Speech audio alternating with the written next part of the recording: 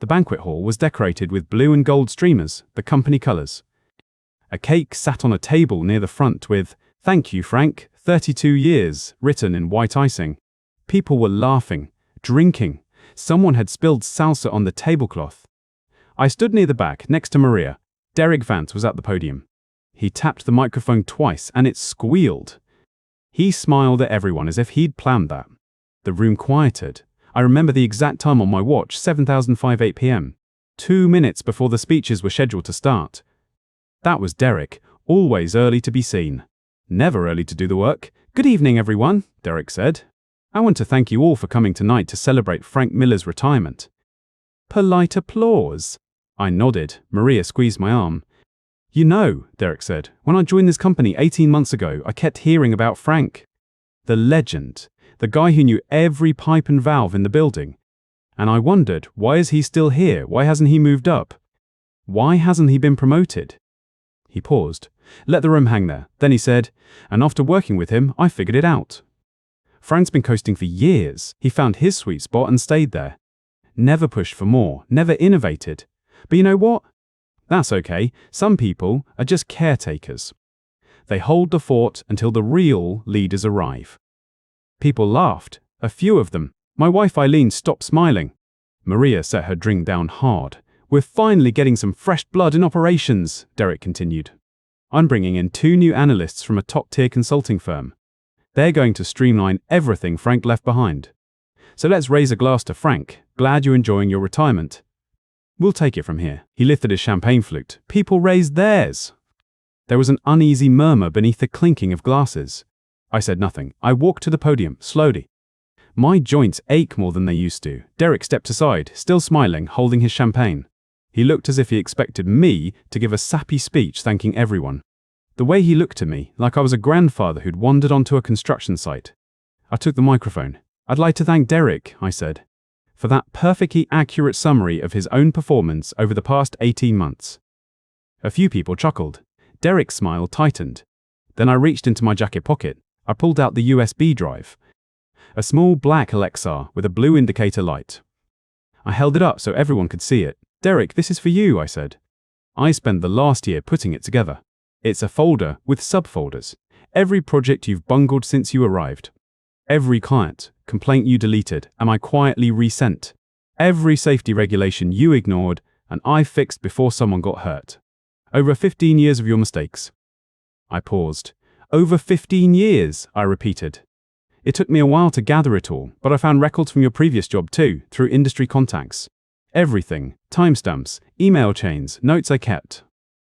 Derek's face went pale. The smile evaporated. "You'll need this to understand how things actually run," I said. "Good luck." I set the drive on the podium. I turned to the audience and smiled once. Then I stepped off the stage, took Eileen's hand, and walked toward the exit. Maria caught my eye. She mouthed, "I'll call you." I nodded. We walked out into the June night. The parking lot was warm. I opened the passenger door for Eileen and got into the driver's seat. I started the engine. I sat there for a moment, looking back at the building. The blue and gold streamers visible through the windows. I wondered if Derek would even open the drive tonight. Probably not. He'd stuff it in a drawer and pretend it didn't exist. But I knew one thing. He'd need it sooner than he thought. If this story moves you and you'd like to see more like it, consider subscribing to Hidden Truth Revenge. We tell the ones that don't stay buried. I shifted into drive and pulled out of the lot. Eileen didn't say anything for a long minute. Then she put her hand on mine and said, "Did you really have over 15 years of his mistakes?" "No," I said. "He's only been here 18 months. The other 13 years and 6 months are mistakes from his time at his previous company. I found people who remembered him there. They were happy to share." I turned onto the highway. The city lights blurred past. "Frank," Eileen said quietly, "what did you just do?" "I protected what I built," I said. "Now we'll see if anyone else cares to." The first time I saw Derek Vance in a meeting, I knew we had a problem. He walked in 20 minutes late, coffee in one hand, phone in the other, and sat down without apologizing. He was 38 years old, fresh off an MBA, and he had been hired to shake things up. I had been at the company for 31 years. I knew where every pipe ran, every valve turned, every silent problem that could become a loud one if ignored. That was January 2023. By March, I had my first piece of evidence. It was a Thursday. I was in the maintenance office when my phone buzzed. It was Maria. She said, "Frank, get down to line 4. Now." I didn't ask questions. I walked. Line 4 was the stamping press. It ran hot and fast, and if you didn't respect it, it could take a finger. When I got there, the safety guard was missing. The interlock switch had been bypassed with a zip tie. A temp worker was standing 6 inches from the exposed mechanism, feeding sheet metal with his bare hands. I hit the emergency stop. The whole line went silent. "Who did this?" I asked. The temp shrugged. The new VP said we needed to increase throughput. He told my supervisor to remove the guard. I took a photo with my phone, then another. Then I wrote down the temp's name, the time, the date. I found the supervisor and got his statement. Then I called maintenance and had them install a new guard, properly, with a lockout tag. That night, I sat in my home office and opened a folder on my desktop. I named it Derek. I dropped the photos in. I added the supervisor's email confirming the order. I added the temp's signed statement. Then, I wrote a 1-page summary of what had happened and what it would have cost if someone had lost a hand. Workers' comp, lawsuits, OSHA fines, reputation. I closed the folder and forgot about it. Mostly, July was when the client complaint happened. We had a customer named Midwest Tooling. They had been with us for 12 years. Their account was worth about $900,000 a year. One afternoon, their purchasing manager called to say a shipment of brackets had arrived with the wrong dimensions. They wanted a replacement overnight, expedited, at no cost. Standard stuff. I had handled it 100 times. But Derek intercepted the call. He told the client that the mistake was their fault, that they had sent the wrong spec sheet. He was dismissive, arrogant. The client hung up and emailed me directly, furious. I called Derek. I said, "We need to fix this." They're a loyal customer. We shipped them the right parts, apologize, and move on. He said, "They're wrong." I checked the spec. He wasn't wrong. He was technically correct. But technically correct wasn't the same as good business. The client emailed again the next day. They said they were considering moving their business to a competitor. I saw the email because Derek had CC'd me. Then I saw Derek delete it. I watched him move it to his trash folder. Then he emptied the trash. I had been in operations long enough to know that nothing is truly gone. I called Maria. I said, "Can you pull the server back up from yesterday?" She could. She did. I found the deleted email. I printed it. I took screenshots of the server logs showing Derek's IP address at the time of deletion. Then I called the client myself. I apologized. I arranged for a rush replacement, no charge. I sent it with a handwritten note. They stayed. I added all of it to the folder, the original complaint. The server logs. Derek's deletion timestamp. My resolution. I created a subfolder called Client Relations and dropped it in. Over the next few months, I built the structure. Subfolders for safety, compliance, customer complaints, vendor disputes. Each one had a date, a timestamp, a summary, and a cross-reference to the fix I had applied. There was the time Derek ordered the wrong grade of steel because he didn't check the certification. That cost us $12,000 in rework. I caught it before it went to the customer. I added it. There was the time he tried to renegotiate a supplier contract by threatening to walk. The supplier was the only one who could meet our spec. He almost cost us our raw material for 6 weeks. I smoothed it over with a phone call and a handshake. I added it. There was the time he ignored a heat regulation on the packing floor. The thermostat hit 98 degrees. The product began to warp. I ordered fans, ice water, and a shift brake. The product was saved. I didn't keep the folder for revenge. I kept it because I was tired. I was 61 years old, and I'd spent my life making sure things worked. Derek didn't care about making things work. He cared about looking like he was in charge. And eventually, looking wasn't going to be enough. By June of 2024, the folder had 15 subfolders and 117 documents. I copied it onto a black Lexar USB drive with a blue indicator light. I labeled the flash drive Transition Materials. I put it in my desk drawer. I had no idea when I'd use it, but I knew the day would come. The first week of retirement was strange. I woke up at 5:30 out of habit, made coffee, and sat on the back porch. The sun was already warm. I had no meetings. No emails, no Derek. It should have felt peaceful. And it did, mostly. But there was a part of me that kept checking my phone. I told myself it was just the habit of 32 years. I told myself I was waiting for nothing. Then, on the morning of June 20th, the phone buzzed. Maria's name flashed on the screen. I answered on the second ring. "Frank," she said. Her voice was tight. "You need to know what's happening." I leaned back in my chair. "Tell me." She took a breath. "Derek hasn't opened your drive." "It's still sitting on his desk. I saw it this morning.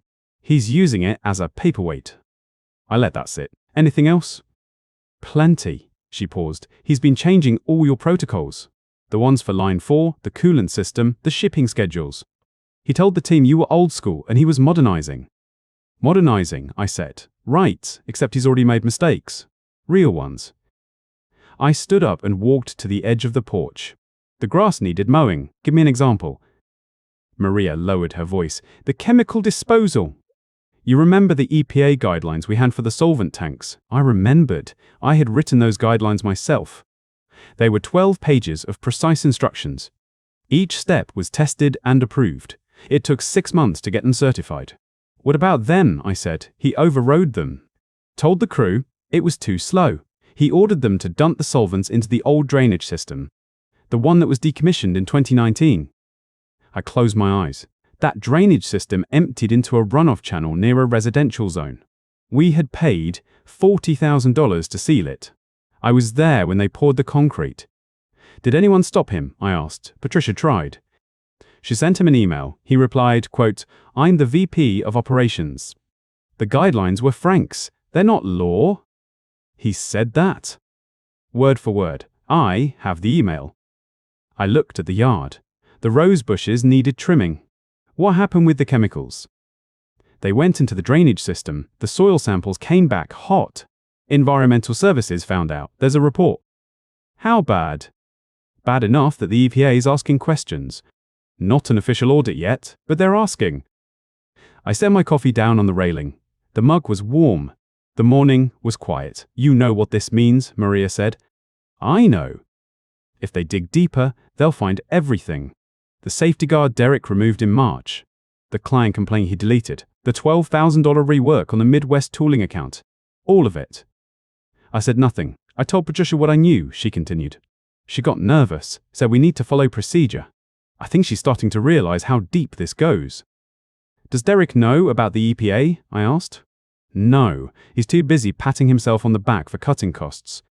He told the team he saved $800 on disposal fees by going with the old system, $800, to risk a $2 million fine. "Frank," Maria said, "this is going to blow up. They're going to come looking for records. Not just his, yours too." I smiled. "Let them." "What do you mean?" "The records are clean, Maria. They'll find years of documentation. Every inspection, every fix, every single time I prevented a problem they never knew existed." "But Derek's name is on some of those reports.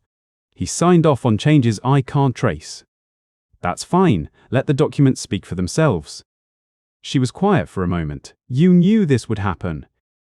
"I knew he wouldn't change," I said. "The USB drive was insurance. But the truth is, I didn't need it. Derek would have hung himself eventually. He just needed rope." Maria let out a slow breath. "I'm worried, Frank. For the company, not for Derek." "Don't be. The company will survive. It always has. The people on the floor know their jobs. They'll do what's right." "And you?" I picked up my coffee. It was still warm. "I'm retired, Maria. I'm going to enjoy my lawn mowing and my fishing. But I'll keep my phone on. Call me if anything changes." "I will." She hung up. I stood there for a long minute. The sun was higher now. The grass was dry and green. I thought about March of 2023, the safety guard on line 4, the 3 screws I tightened in the dark. I thought about Derek, his fast talk, his buzzwords, his confidence that his MBA meant he knew everything. I thought about the chemical spill, the EPA, the report Maria mentioned. The dominoes were falling. I hadn't pushed a single one. I just handed him a USB drive and walked away. My phone buzzed again. This time it was a text from Eileen. "Heading to the grocery store. Need anything?" I typed back, "Just my peace of mind," she replied with a heart emoji. I smiled and put the phone in my pocket. The rose bushes could wait. The fishing could wait. Everything could wait. Because on July 1st, the OSHA audit began. And Derek Vance had no records, no files, no documentation, and a black Lexar USB drive with a blue indicator light was still sitting on his desk, untouched. Maria would call me that night, but I already knew what she would say. The dominoes were falling, and I was in my backyard, sipping coffee. The phone rang at 7:43 in the morning on July 1st. I was on my back porch, coffee in hand, watching the sun burn the fog off the grass. I knew who it was before I looked at the screen. Maria, I answered. She didn't say hello. She said, "They're here." Who's here? I asked, even though I knew. OSHA, 3 inspectors. They walked in at 7:30 and asked for the safety records for the last 18 months. Derek's in his office. I can hear him yelling through the wall. I took a sip of coffee. What's he yelling about? He's asking where the files are. He's asking who deleted everything. He's asking where you kept the documentation. She paused. Frank, he doesn't have anything. He never opened your drive. I figured. I set my coffee down. What are they looking at first? Line 4. The stamping press. They asked about the safety guard replacement from March of last year. Derek told them he didn't know anything about a safety guard. He said, "You handled all that." I nodded. That was exactly what I expected. Derek's first instinct was always to point fingers. He'd been doing it for 18 months. It was his only consistent skill. Maria said, "They're also asking about the chemical disposal. The solvent tanks. Someone at the EPA flagged the soil samples from the runoff channel. The inspectors brought a copy of the report." "Patricia's email," I said. "They have it." Derek tried to say he never saw it, but Patricia already told them she sent it to him with a read receipt. He read it. He just ignored it. I let that sit for a moment. The dominoes were falling exactly the way I'd mapped them. "What's the damage estimate?" I asked. 6 major violations so far. They're still counting. The early number from legal is 2.3 million in fines. Maybe more if they dig deeper. 2.3 million. I repeated it in my head. That was the cost of Derek's $800 in savings. That was the price of arrogance. Maria said, "Derek's telling everyone you were responsible for the safety records. He's saying you retired and left a mess. He's telling the inspectors you were the one who cut corners." I almost laughed. "Let him. Frank, you need to know he's going to try to bury you. He's already called Patricia and told her to pull your old performance reviews. He wants something, anything, to show you were negligent. He won't find it." "I know, but he's desperate." The line went quiet for a moment. I could hear the hum of the factory in the background. I'd spent 32 years inside that sound. Now I was on my porch, and Derek was the one drowning in it. "I'll keep you updated," Maria said. "But Frank, you might want to prepare yourself. This is going to get ugly before it gets better." "I've been preparing for a year, Maria. Let it get ugly." She hung up. I picked up my coffee. The sun was higher now, and the fog was almost gone. I sat there for a long time, just thinking. 4 days later, on July 5, the phone rang at 9:15. This time, it wasn't Maria. "Frank, it's Harold Harrison." I sat up straighter. Mr. Harrison rarely called anyone directly. That's what assistants were for. "I know about the audit," I said. "I figured you would. Maria Santos called you. I know she's your eyes and ears over there." He paused. "I also know what Derek is saying about you." I figured that too. "Frank, I've been watching this man since the day I hired him. I had my doubts, but I wanted to give him a chance to prove himself. The board wanted fresh blood. They said I was old guard, that I didn't understand the new way of doing things." He let out a breath. "Well, the new way just cost us $2.3 million. And Derek is standing in my office right now telling me it's your fault." I said nothing. "Frank, I need to ask you something. And I need you to be honest with me." "Ask." "Did you leave that company with everything in order? Did you document everything Derek did?" I thought about the folder, the 15 subfolders, the 117 documents, the timestamps, the cross-references, the photos of the missing safety guard, the recovered client emails, the 12-page EPA guidelines, the list of every fix I'd made while Derek was taking credit. "Mr. Harrison," I said, "I left the company with everything it needed to survive. Derek just chose not to look. I need to see it." I paused. This was the moment. I could hand him everything directly. I could walk back into that building and watch Derek's face as I laid it all out. But that wasn't the play. The play was to let the evidence speak for itself. The play was to stay clean. I'll send you a link, I said. A secure folder. You'll see everything. Today. Within the hour. Frank, if this is what I think it is, I'm going to need to call a board meeting. That's your call, Mr. Harrison. He was quiet for a second. Then he said, I always knew you were the one holding this place together. I just wish I'd had the courage to say it before you walked out that door. I know, I said, but you didn't. I hung up. I walked inside, opened my laptop, and logged into the secure cloud account I'd set up 3 months ago. I copied the link, pasted it into an anonymous email, and sent it to the board. No attachments, no explanation, just the link. Then I typed one more line. The folder contains everything. You decide what to do with it. I hit send. I leaned back in my chair and looked out the window. The fog was gone, the sun was bright. And somewhere in a conference room in Cleveland, Derek Vance was still talking. Still pointing fingers, still convinced he could talk his way out of it. He had no idea what was coming. I checked my phone. No new messages. I smiled and said it out loud just to hear it in my own voice. You should have opened that drive, Derek. The phone rang at 9:14 a.m. on July 10th. I was on my back porch with a cup of coffee watching a squirrel argue with a blue jay over a fallen walnut. The caller ID said Harrison Harold. I let it ring twice, took a sip, then answered. Frank, he said, I need you to hear this from me first. I said nothing. I waited. We're in the conference room, he said. The board. Derek, Patricia, Maria asked to sit in. We pulled up your link. I heard papers shuffling on his end. A door clicked shut. How far in did you get? I asked. 30 seconds, he said. The first folder, March of 2020, the safety guard on line 4. I remembered taking those photos. The broken bracket. The exposed blade. Derek's signature on the override form dated 3 days before I found it. That was the first one, I said. There are 15 folders, Harrison said. His voice was flat, controlled, the voice of a man who had been on factory floors for 40 years and knew exactly what he was looking at. I know what's in them, I said. Derek is sitting in the conference room right now, Harrison said. He spent the first 10 minutes explaining how you were responsible for the safety records, how you left him with incomplete files, how you sabotaged the transition. Does he know about the link? No. I said I wanted a preliminary meeting before the full board session. He thinks this is about strategy. I watched the squirrel win the walnut. The blue jay flew to a higher branch and screamed. Show him the March 2023 folder, I said.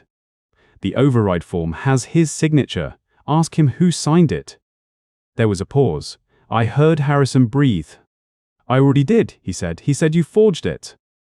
I smiled. Ask him about the timestamp. The company server logs every signature, includes the IP address and the workstation ID. His workstation, his login, 4003 p.m. on a Tuesday. I was home with the flu that day. Maria can pull the server logs. Another pause. Longer this time. She already did, Harrison said quietly. About 20 minutes ago, she walked in with a printout and put it on the table. I heard the strain in his voice. This was the moment. The one where a man in charge has to decide whether to keep pretending or to face the truth. What did Derek say? I asked. He stopped talking, Harrison said. For the first time in 18 months, Derek Vance had nothing to say. I took another sip of coffee. The blue jay was gone. The squirrel had the walnut in its mouth and was dragging it toward a tree. Show him the July 2023 folder, I said. The Midwest tooling complaint, the one he deleted from the system. He's already seen it, Harrison said. Patricia authenticated the recovery logs. The original email, Derek's deletion, your resend the same night. Keep going, I said. Show him the EPA guidelines folder. The chemical disposal on June the 14th, the 800 he saved versus the 2.3 million in fines.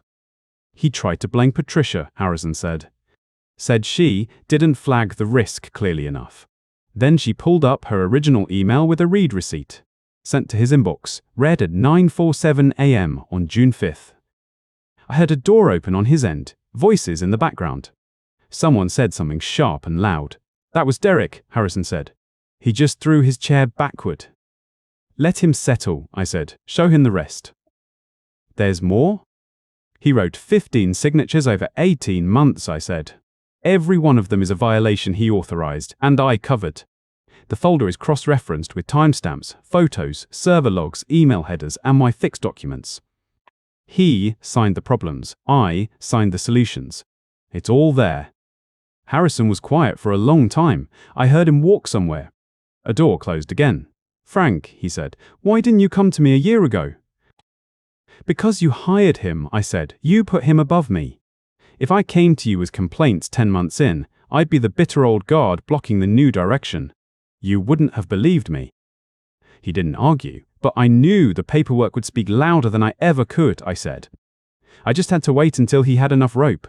"He wants to address the full board," Harrison said. "He says he has a strategy presentation prepared for 2 o'clock. "He doesn't have a strategy," I said. "He has a resume and a network. That network evaporated about 90 minutes ago. What do I do?" "You're the CEO," I said. "You decide." Another pause. I heard him exhale slowly. "Effective immediately," he said. "Derek Vance is removed as Vice President of Operations. He'll report to the Akron satellite office Monday morning. Desk job, inventory reconciliation, no direct reports." "What about his salary?" "It stays the same, for now, but he'll be 45 miles from any decision that matters." "And the board?" "They saw everything. They're not happy. But they're relieved. It came out before the OSHA fines went to litigation." "What about the $2.3 million?" "We'll pay it, implement the new protocol. Might take a year to recover, but we'll do it." I nodded, even though he couldn't see me. "One more thing," Harrison said. "The board was unanimous on this. We'd like to offer you a consulting contract. $450,000 per year. Advisory role, no office required. You'd report to me directly." The offer hung in the air. I thought about the fishing rod in my garage, the dock at the lake, the sound of water lapping against wood. "I appreciate that," I said, "but I'm retired." "Frank, I spent 32 years making that company work," I said. "I saved it more times than anyone will ever know. That's enough." He didn't push. "If you change your mind," he said, "the offer stays open." "I won't change my mind." We said goodbye. I hung up. The squirrel was gone. The walnut was gone. The yard was still. I sat there for a long time listening to nothing. Then I picked up my phone and texted Maria. "It's done." She replied in 10 seconds. "About time." "Drinks tonight." "I'll bring the receipts." She sent a laughing emoji, a heart emoji. "Then you should have opened that drive, Derek." I laughed out loud. That was mine. She'd stolen my line. I asked myself if this felt the way I thought it would. The answer was complicated. Satisfaction, yes, but mixed with something quieter, something between relief and goodbye. I didn't destroy the company. I saved it. The USB drive proved I had been holding everything together.